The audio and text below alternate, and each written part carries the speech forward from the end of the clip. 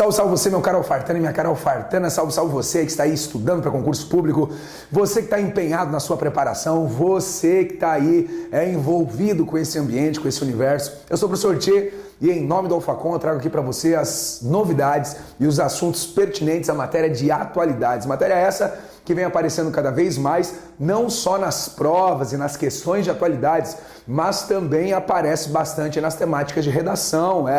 Atualidades vem ganhando, digamos assim, uma atenção especial por parte das bancas organizadoras. E há sempre uma grande tendência e uma grande possibilidade da redação, por exemplo, também cobrar temáticas de atualidades. Sem contar que quando falamos de atualidades, é impossível não relacionarmos coisas, por exemplo, do direito constitucional, do direito administrativo, questões relacionadas à ética, questões relacionadas a uma série de matérias dentro daquela ideia de interdisciplinariedade, ou então dos temas transversais, cada vez mais abordados pelas bancas organizadoras. E o Alfacom sempre na frente, o Alfacom sempre disposto a trazer para você as novidades e os assuntos que são atualizadíssimos no que diz respeito a provas e concursos públicos. Por isso, eu tenho o maior prazer de estar aqui falando com você. E o tema que eu vou começar falando contigo é segurança. Segurança é uma temática presente na maioria das bancas e na maioria dos editais. Quando falamos de segurança, podemos falar de segurança como um termo genérico, tá? Essa é uma possibilidade, porque de fato segurança é um termo genérico. Falamos de segurança como uma necessidade, falamos de segurança como uma necessidade de bem-estar, falamos de segurança com relação também ao ambiente externo, ao ambiente interno. Então, segurança é um termo muito amplo. E quando eu falo da questão constitucional, eu começo falando já de segurança conforme o artigo 5º da Constituição Federal. O artigo 5º da Constituição Federal garante a inviolabilidade do direito à vida, à liberdade, à igualdade e à segurança. Então, nós temos aqui, conforme o artigo 5º, a inviolabilidade do direito, entre outras coisas, do direito à segurança. Logicamente, nós temos aí muitas outras coisas associadas ao artigo 5º, então o direito à vida, liberdade, igualdade, segurança, propriedade. Mas eu quero falar para você dessa inviolabilidade do direito à segurança. Só que o artigo 5º, quando ele traz essa inviolabilidade do direito, entre outras coisas, à segurança, ele continua fazendo essa afirmação genérica. Que segurança ele está falando aqui? Ele está falando da segurança do Estado? Qual segurança ele está falando aqui? Que tipo de segurança? A segurança do Estado, a segurança pública, a segurança no sentido genérico, no sentido bem genérico. Ele não especifica exatamente qual a forma de segurança, ele não especifica exatamente qual a forma de cuidado, ele vai colocar aí inviolabilidade do direito à segurança. Eu ainda não posso citar e afirmar com toda certeza que essa segurança seria a segurança pública. Eu ainda não posso afirmar, porque é uma apresentação bem genérica. E a Constituição continua falando disso, porque ela sabe sobre a necessidade que nós temos. É só você lembrar que é uma Constituição chamada de Constituição Cidadã, portanto ela vê o cidadão como o motivo pelo qual toda a estrutura existe.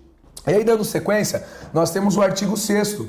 No artigo 6º, o que nós temos? Aí nós temos também os direitos sociais. É isso que você tem lá no artigo 6º da Constituição Federal. E a segurança, adivinha, aparece também como um direito social. Então, já no comecinho, nos primeiros artigos, nós temos aí a segurança sendo apresentada na forma constitucional. Tanto na questão geral, como um termo genérico, e também como um direito social. Você sabe que para o exercício da cidadania se faz necessário aí a contemplação dos direitos civis, políticos e sociais.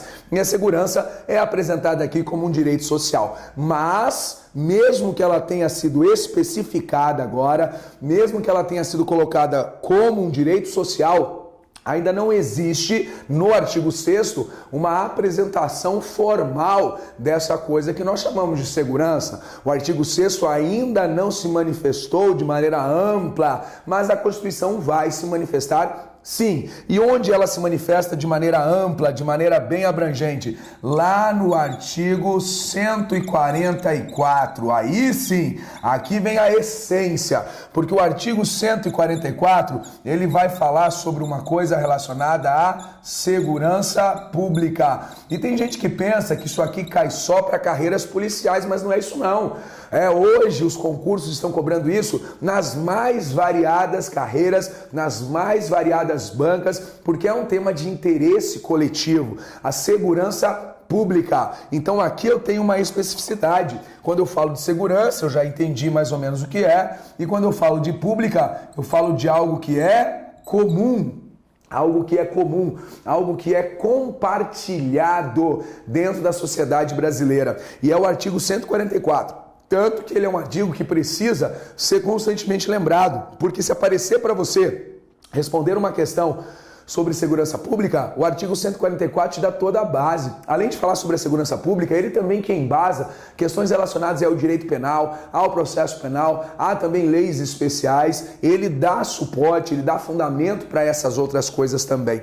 E eu falo na segurança pública do artigo 144, vem uma coisa bem interessante, ela tem como base aqui ser um dever de quem? Ela é um dever do Estado, um dever do Estado. Então é o Estado que tem por dever a questão da segurança. O Estado tem o dever de garantir a segurança. Mas, além disso, o artigo também fala que é um direito e responsabilidade de quem?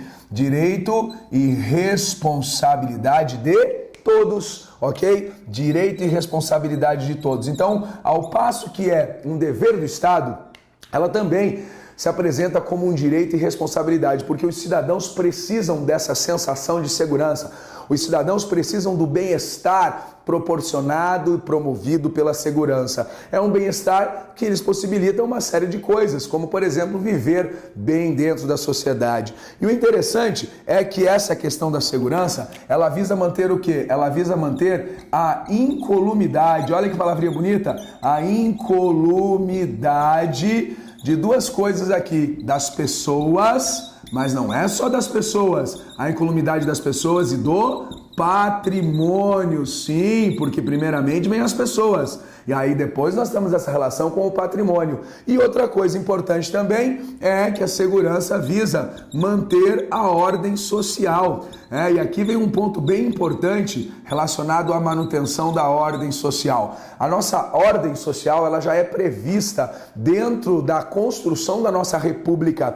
Se você pega a bandeira da República, a bandeira do Brasil, você olha lá, ordem e progresso. Nós entendemos que o progresso só pode vir por meio da manutenção da ordem. E a manutenção da ordem é uma das grandes preocupações do Estado quando desenha e idealiza projetos e campanhas que visam a manutenção dessa segurança pública. É a segurança que proporciona a sensação de bem-estar ao cidadão e permite que ele vá ao seu trabalho, que ele vá à escola, que ele tenha suas atividades de recreação, que ele tenha suas atividades cotidianas, que ele viva bem dentro do ambiente social. Se nós tirarmos do cidadão essa sensação de segurança, nós corremos o risco de ver um estado desordeiro, um estado em desordem. Só que nós sabemos também que a manutenção da ordem social, ela acontece, mas enfrenta dificuldades. Isso é fato. Mas eu não posso dizer que o Estado está ausente nas questões de segurança.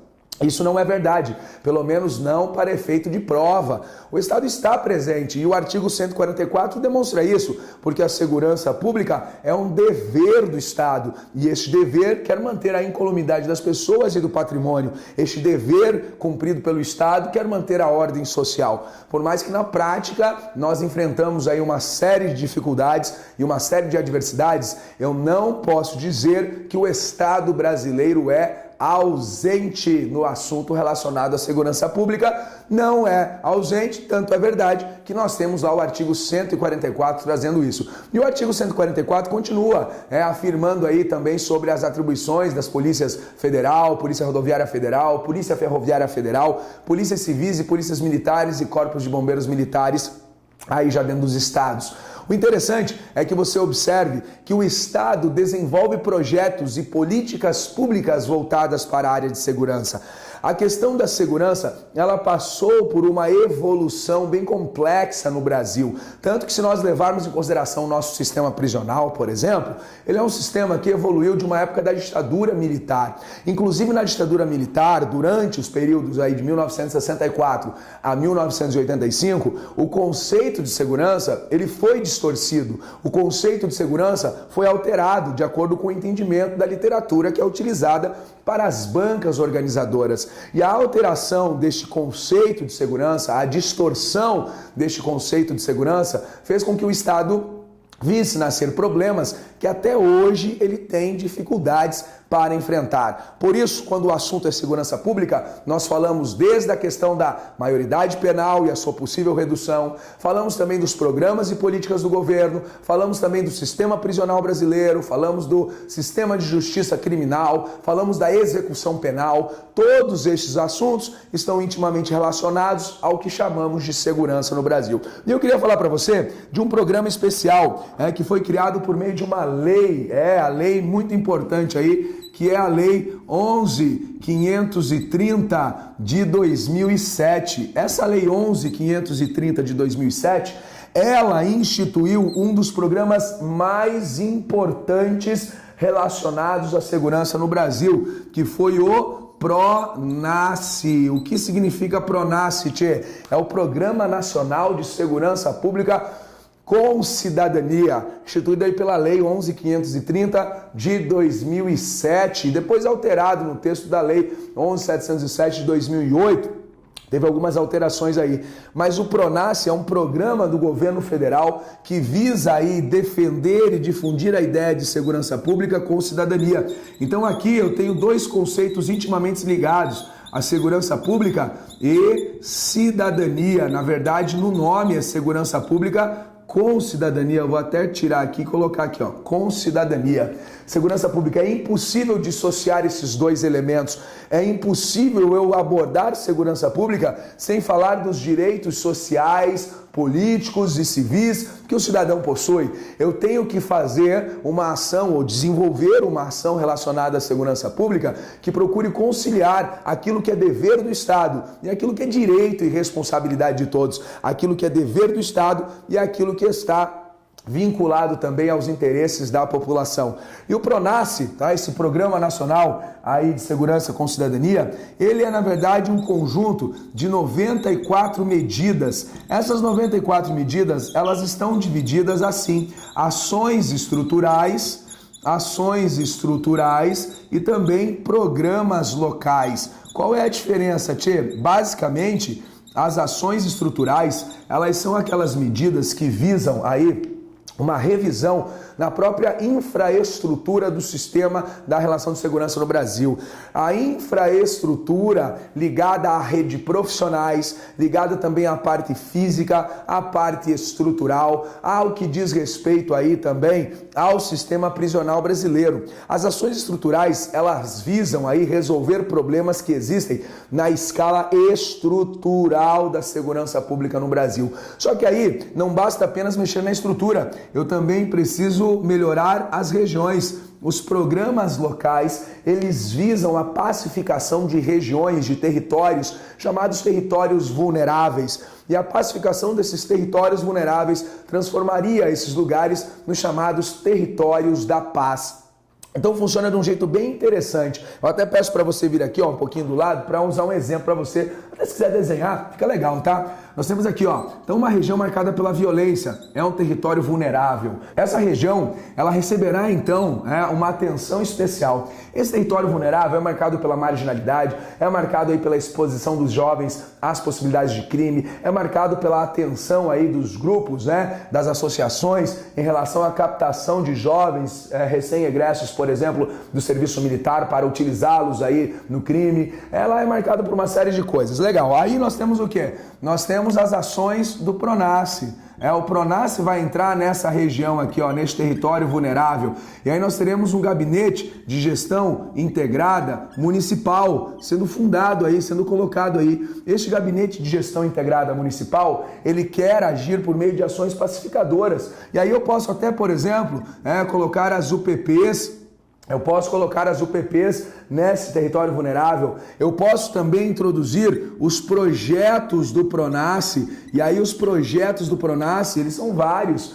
Reservista Cidadão, nós temos Mulheres da Paz, nós temos o Protejo. E aí com a introdução desses projetos, eu viso transformar este território vulnerável num território de paz, um território pacificado, com as ações empregadas pelo governo no que diz respeito aí à pacificação dessas regiões. Então o Pronasce é isso, é um programa do governo federal que age dentro das comunidades, age em escalas municipal, mas que tem como objetivo uma ampla integração, aí mostrando que o dever do Estado se consolida quando existe o engajamento da sociedade, ele se consolida quando existe o envolvimento da sociedade em ações que de maneira coordenadas e integradas promovam a segurança. Uma outra coisa que vale a pena você lembrar é um ano referencial, que é o ano de 2011. A partir de 2011, o Pronasce deixa de ser apenas um programa do governo federal e passa a ser um orientador das políticas do governo federal para assuntos de segurança pública. Então sim, ele surgiu lá em 2007, teve uma alteração em 2008, mas a partir de 2011 ele passou a ser o orientador, ele passou a ser o balizador do governo federal no que diz respeito ao assunto de segurança. E aí é muito importante que você lembre, é muito importante que você saiba sobre a referência que fazemos ao Pronasce e a essa inversão, a essa medida aí que nós temos agora sendo completamente voltada para orientar a segurança pública no Brasil. Aí nós temos dentro dos projetos do Pronasce, o último item que eu vou anotar aqui para você, que é o Bolsa Formação. O Bolsa Formação é bem interessante porque teve uma alteração relativamente recente. O Bolsa Formação é um incentivo econômico para os profissionais da área de segurança. Aqueles que tiveram uma conduta que seja aí irrepreensível, uma conduta adequada num período de tempo aí nos últimos anos. E aí eles podem ter direito a esse Bolsa Formação, que é um adicional que serve como incentivo. Já existia aí para os peritos, para os policiais militares, policiais civis, agentes e tudo mais. Só que nós tivemos recentemente uma lei que é a Lei 13.030 de 2014. E essa Lei 13.030 de 2014, ela incluiu os agentes de trânsito e os guardas civis municipais como beneficiados pelo Bolsa Formação, um dos programas, um dos projetos do Pronasce. Interessante você saber disso, porque houve uma ampliação aí dos beneficiados pelo Bolsa Formação. E isso, sem dúvida nenhuma, é tema que chama a atenção, porque agora, além daqueles já previstos anteriormente pela legislação em vigor, nós temos também agentes de trânsito e guardas civis municipais, incluídos aqui pela 13.030 de 2014, tá certo? Então lembrar aí, Pronasce, sempre uma boa pedida. Outra coisa relacionada à segurança no Brasil é que nós tivemos também a aprovação da Lei 13.104 de 2015. A Lei 13.104 de 2015, ela trouxe um termo aí que ficou bem conhecido no Brasil, que é o feminicídio. O que é o feminicídio? O feminicídio aí foi posto agora dentro do rol de homicídios qualificados. Existe aí dentro do direito penal também algumas alterações. E o feminicídio, ele está dentro do amplo quadro que nós temos aí desenvolvido para a defesa e proteção dos direitos da mulher. Ao longo do processo histórico, as mulheres elas estão conquistando espaços dentro da sociedade, e espaços esses muito mais do que merecidos. Então tivemos, por exemplo, a Lei Maria da Penha, a Lei Carolina Dickmann, temos já algumas questões relacionadas bem ferrenhamente aí a questão de assédio, estupro. As mulheres ampliaram direitos também, quando o STF, por exemplo, aprovou lá o aborto em caso de anencefalia, ampliando o rol de possibilidades em que a mulher tem direito de optar pelo aborto. Então agora quando causa aí uma ameaça à mãe, um caso de estupro e também relacionado aí à anencefalia, E agora o feminicídio, só que cuidado,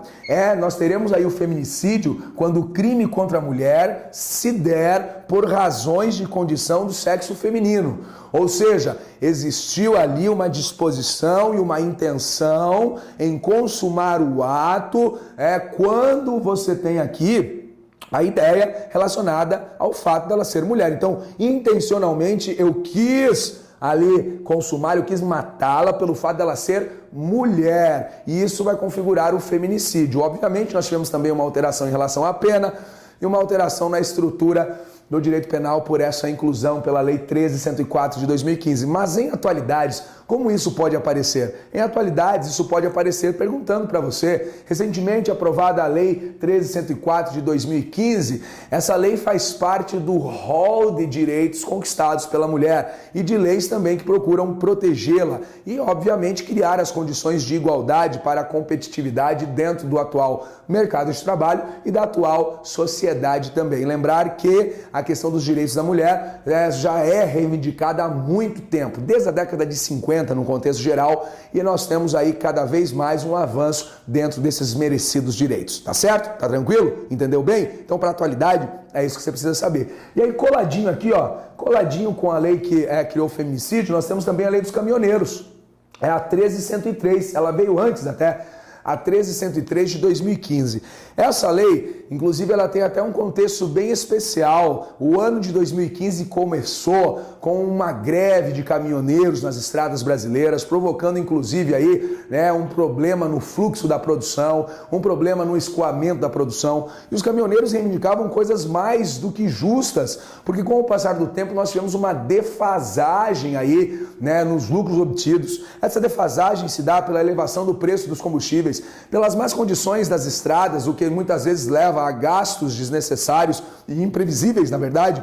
Você tem os gastos arcados pelo próprio caminhoneiro e isso dificulta no final do mês um montante interessante, que dê a ele condições de vida e de sustento à sua família. Nós tínhamos também o elevado preço dos pedágios em algumas praças do Brasil e tudo isso fez com que os caminhoneiros se mobilizassem e tivessem aquele movimento grevista que marcou o início do ano de 2015. Pois bem, como consequência da pressão exercida pelo movimento social, é isso que você tem que lembrar, o movimento social exerce uma pressão, como consequência dessa pressão tivemos aí a Lei 13.103 de 2015, que trouxe alguns avanços e alguns benefícios para o setor, como, por exemplo, aí a questão do aumento um pouquinho do sobrepeso, do peso das cargas, a questão também da flexibilidade para o tempo de descanso, a ampliação das áreas de descanso, a isenção também de multas por excesso de peso retroativa a 2 anos e também nós tivemos aí o fim do pedágio para eixo suspenso em caminhões descarregados, em caminhões vazios,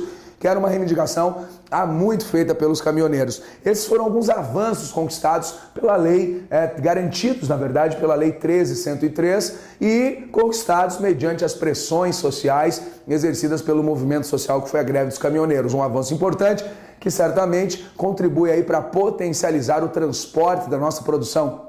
Uma vez que não basta apenas nós termos uma alta produção, nós temos também que ter mecanismos e condições de escoamento dessa produção. E, obviamente, a malha viária, o transporte rodoviário é um dos indicadores positivos da nossa produção. Outra coisa que vale a pena você lembrar, nesse ritmo aí também, o governo da presidenta Dilma continua com o projeto de concessões de rodovias federais para a exploração terceirizada, com o objetivo aí de capacitar ainda mais a infraestrutura, possibilitando assim uma diminuição do desperdício. O desperdício que ocorre quando nós temos estradas mal cuidadas e isso acaba fazendo com que parte da produção fique pelo caminho. Então existe hoje um amplo projeto, um projeto de cooperação, de integração por meio de leis e também por meio de campanhas de concessão para minimizarmos o desperdício, potencializarmos a produção e assim melhorarmos, obviamente, a nossa exportação, melhorarmos também a nossa contribuição no que diz respeito aos alimentos e à produção como um todo. E aí eu quero falar para você agora de educação. Educação. Sabe que um tema bem polêmico que vem já marcando o Brasil é o tema de cotas, não é assim? Cotas é aquilo que está reservado a candidatos e isso já está previsto em lei. Nós temos as cotas universitárias e nós temos também as cotas no serviço público. Quando o assunto na educação é cota para a universidade, existem dois tipos de cotas aí. Nós temos as cotas sociais, que é por conta aí da origem humilde do candidato, mas essa origem humilde também é um pouco questionável, porque existe uma questão relacionada à matrícula, se ele esteve matriculado em colégio público ou não, se ele estudou a sua vida em colégio público ou não. E às vezes o que acontece é o seguinte, o menino estuda em colégio público, está matriculado no colégio público, mas a família tem condições e à noite ele estuda num cursinho preparatório, por exemplo, e aí muitas vezes acontece a isenção, aí mediante uma suposta bolsa para que ele estude no curso preparatório, mas o relatório emitido de bolsa é só para que ele não perca o acesso às cotas sociais. Então tem uma série de coisas também que não é de todo honesto o negócio não.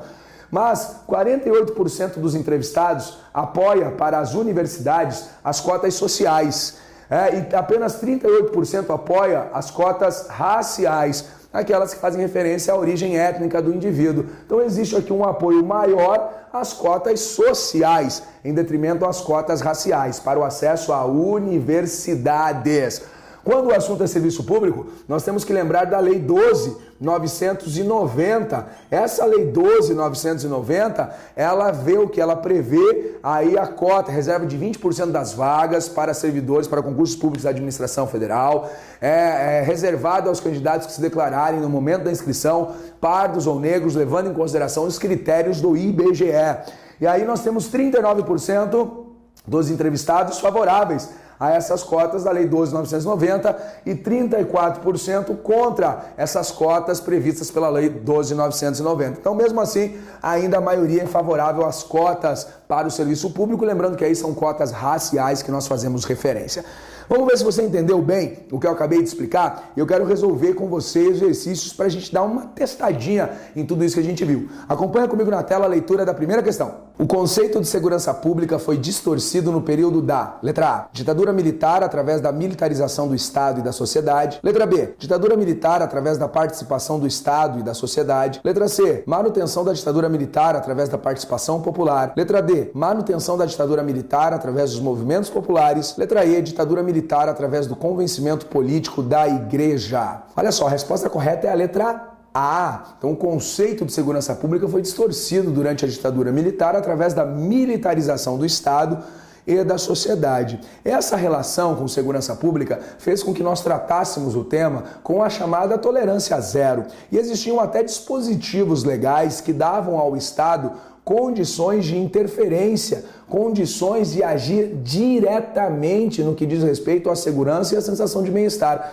Por isso, depois da redemocratização do Estado brasileiro, a partir de 1985, com a eleição indiretamente de um civil, e a partir de 88, com a nova Constituição, nós passamos a rever questões relacionadas à segurança pública e à função da segurança pública também, numa necessidade de mostrar para a sociedade que ela é um dever do Estado, um direito e responsabilidade de todos, conforme o artigo 144 da Constituição Federal. Acompanha comigo na tela a leitura da próxima questão. Acerca do PRONASSE, podemos afirmar que as ações estruturais são modernização das instituições de segurança pública e do sistema prisional, valorização dos profissionais de segurança pública e agentes penitenciários e enfrentamento à corrupção policial e ao crime organizado. Questão certa, realmente ações estruturais dizem respeito à infraestrutura como um todo, e a infraestrutura ela se faz não só da parte física, mas também da parte funcional e profissional, que integra aí aquilo que nós vamos chamar de infraestrutura da segurança pública no Brasil. Portanto, uma questão muito feliz, muito correta, onde nós temos aí a afirmação de que sim, as ações estruturais dizem respeito à modernização do sistema, a influência também no sistema prisional e a valorização dos profissionais da área de segurança, capacitando assim cada vez mais agentes para que nós possamos ter uma sensação de que a segurança está sendo confirmada, materializada, conforme já existe na sua forma de lei, ok? Acompanha mais uma questão aí para a gente resolver. Sobre o Bolsa Formação, é correto afirmar que ele faz parte do Programa Nacional de Segurança Pública com Cidadania, o PRONASSE, e tem a finalidade de qualificação dos profissionais de segurança pública e justiça criminal. O público-alvo são exclusivamente os policiais militares, policiais civis, bombeiros, agentes penitenciários, agentes carcerários e peritos. Tá errada essa questão. Por que ela está errada? Porque ela desconsiderou a Lei 13.030 de 2014. A Lei 13.030 de 2014 incluiu também agentes de trânsito e guardas civis municipais. Veja, onde está o erro da questão? Quando ela diz exclusivamente. E ao dizer exclusivamente, automaticamente ela exclui os incluídos, né? Ela exclui aqueles que foram aí inseridos nos benefícios do Bolsa Formação de acordo com a Lei 13.030 de 2014.